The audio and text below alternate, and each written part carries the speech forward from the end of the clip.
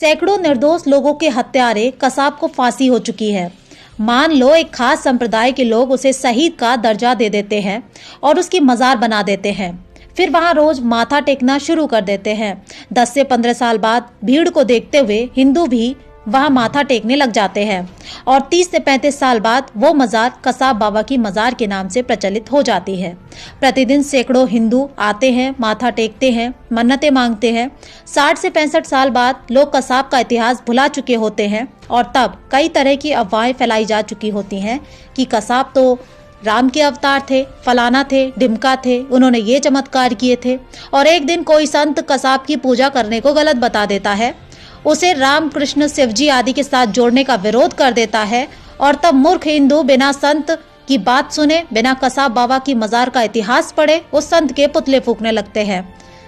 क्या कहेंगे आप इस पर? ऊपर बताई हर एक बात आपको काल्पनिक लग रही होगी, लेकिन आगे की वीडियो में जब आप सच्चाई सुनेंगे तो शायद कल्पना की दुनिया से जरूर बाहर आएंगे।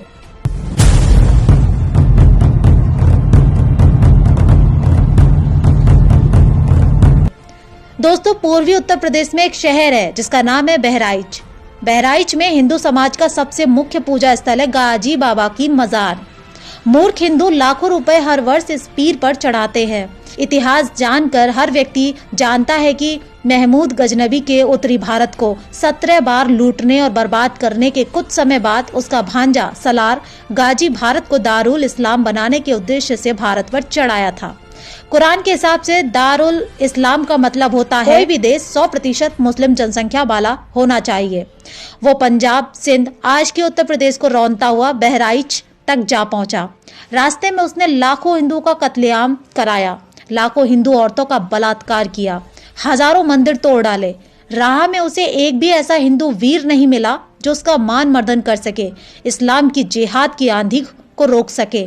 परंतु बहराइच के राजा सुहेल देव राजभार ने उसको थामने का बेड़ा उठाया। वे अपनी सेना के साथ सलार गाजी के हत्याकांड को रोकने के लिए जा पहुंचे। महाराजा व हिंदू वीरों ने सलार गाजी और उसकी दानवी सेना को मूली गाजर की तरह काट डाला। सलार गाजी मारा गया, उसकी भागती सेना के एक एक हत्यारे को काट डाला गया। हिंदू हृदय राजा सुहेल देव राजभार ने अपने धर्म का पालन करते हुए सलार गाजी को इस्लाम के अनुसार कब्र में दफना दिया। कुछ समय पश्चात तुगलक वंश के आने पर फिरोज तुगलक ने सलार गाजी को इस्लाम का सच्चा संत सिपाही घोषित करते हुए उसकी मजार बनवा दी। आज उसी हिंदुओं के हत्यारे, हिंदू औरतों के बलात्कारी, मूर्ति भंजन दानव को हिंदू समाज एक देवता की तरह पूजता है। सलार गाजी हिंदुओं का गाजी बाबा हो गया है।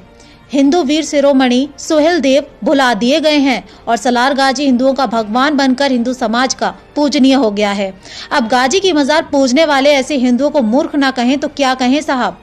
ऐसे ही अजमेर में मोइनुद्दीन चिश्ती की दरगाह है, जिसकी मदद से ही मोहम्मद गौरी भारत आया था और पहले शरण देने के लिए पृथ्वीराज सिंह चौहान की पत्नी और बेटियों को धोखे से बुलवाया और फिर उसे मोहम्मद गौरी के सैनिकों के हवाले कर उनका बलात्कार होने दिया। बाद में उस चिश्ती को पृथ्वीराज सिंह चौहान की उन दोनों बेटियों ने उसकी हत्या कर अपने माता पिता की हत्या का बदला लिया। हालांकि बाद में उन्हें भी अपनी जान से हाथ धोना पड़ा। कुकर्मी उनकी लाशों से भी अपनी हवस मिटाते रहे। हर हिंदू से निवेदन है कि इतिहास से सबक ले और किसी भी दरगाह या मजार पर ना जाए। हमारे हर देवी देवताओं के हाथों में शस्त्र की परिकल्पना की गई है। उसका नियतार्थ समझे। ईश्वर आपके भीतर ही है और आपकी रक्षा करने वाला कोई और नहीं बल्कि आप खुद हैं। अतः कायरता का त्याग करें। शूरवीर ही धरती पर अपना अस्तित्व बनाए रख सकते हैं। जब जीवन में शेष कुछ ना बचे तो भी बहुत कुछ बचता है। हम अपना जीवन राष्ट्र और धर्म को समर्पित कर सकते हैं। आपके बच्चे भले ही आपकी बात ना माने, लेकिन हो सकता है कि किसी को आपके विचार जरूर अच्छे लगे। फिर मिलूंगे एक और ऐसी वीडियो के साथ। तब तक के लिए जय हिंद, जय श्री राम, वंदे मातरम।